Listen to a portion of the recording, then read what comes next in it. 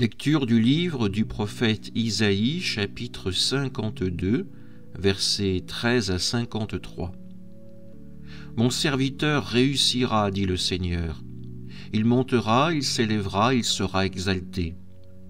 La multitude avait été consternée en le voyant, car il était si défiguré qu'il ne ressemblait plus à un homme. Il n'avait plus l'apparence d'un fils d'homme. Il étonnera de même une multitude de nations.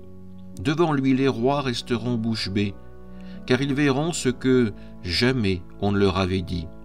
Ils découvriront ce dont ils n'avaient jamais entendu parler.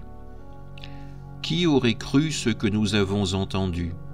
Le bras puissant du Seigneur, à qui s'est-il révélé? Devant lui le serviteur a poussé comme une plante chétive, une racine dans une terre aride. Il était sans apparence ni beauté qui attire nos regards. Son aspect n'avait rien pour nous plaire. Méprisé, abandonné des hommes, homme de douleur, familier de la souffrance, il était pareil à celui devant qui on se voile la face. Et nous l'avons méprisé, compté pour rien. En fait, c'était nos souffrances qu'il portait, nos douleurs dont il était chargé. Et nous pensions qu'il était frappé, meurtri par Dieu, humilié. Or, c'est à cause de nos révoltes qu'il a été transpercé, à cause de nos fautes qu'il a été broyé. Le châtiment qui nous donne la paix a pesé sur lui. Par ses blessures, nous sommes guéris. Nous étions tous errants comme des brebis, chacun suivait son propre chemin.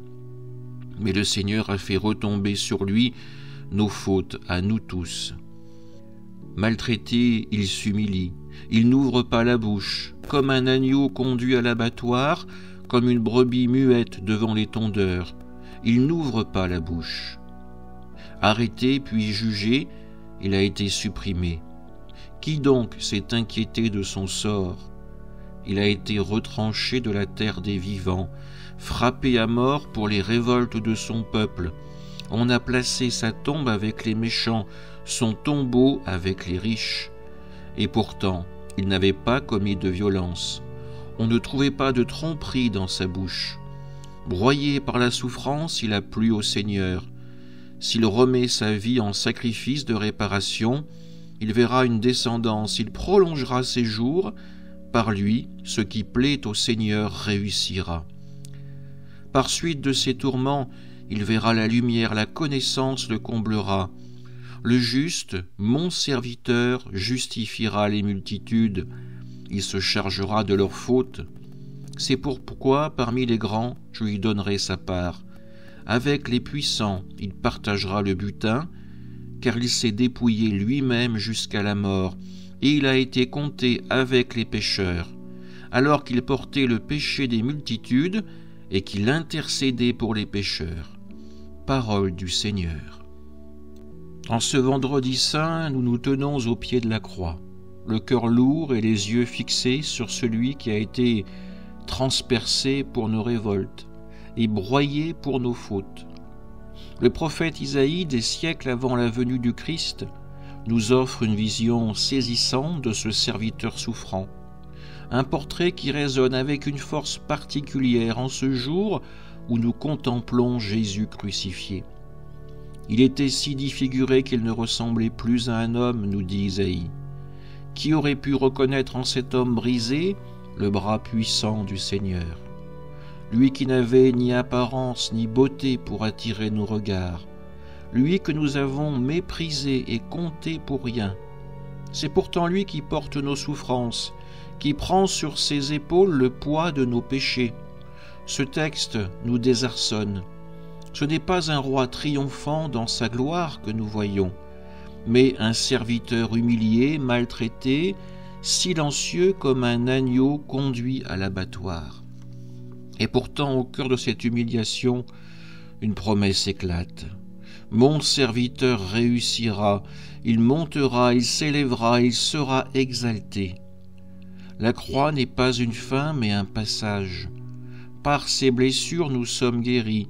Par son sacrifice, nous recevons la paix. Ce paradoxe, il est au centre de notre foi.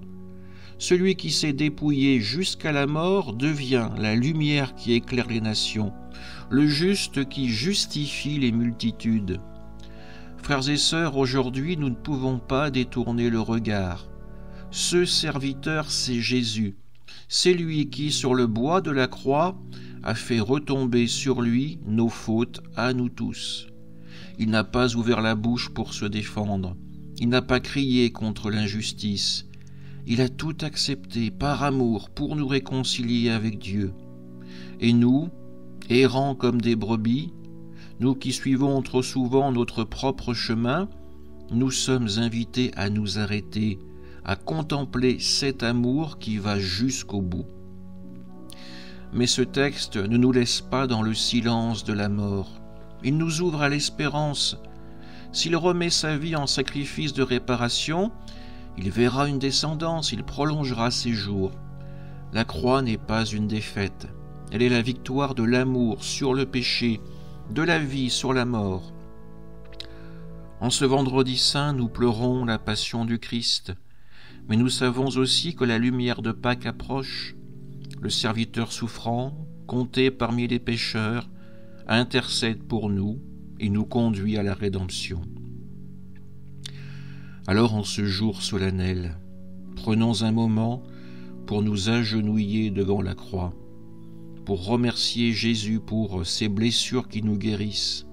Demandons-lui la grâce de ne pas fuir nos propres croix, mais de les porter avec lui dans la confiance qu'il nous élève avec lui, et que notre vie à l'image de la sienne devienne un sacrifice d'amour pour nos frères et sœurs, car c'est par son dépouillement que nous sommes sauvés, et par sa mort que nous recevons la vie éternelle.